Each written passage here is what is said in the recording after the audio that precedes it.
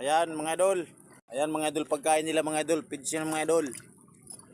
Ano, pag marami mga idol ibon, ibig sabihin maraming isda yan. Ayan oh.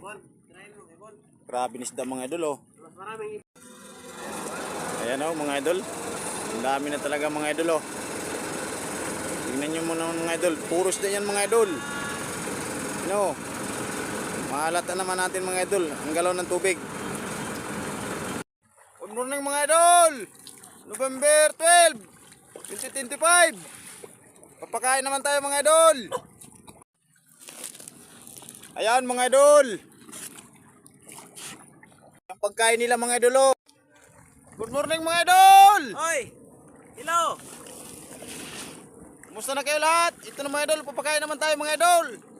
Araw ng Miyerkules, 2025, November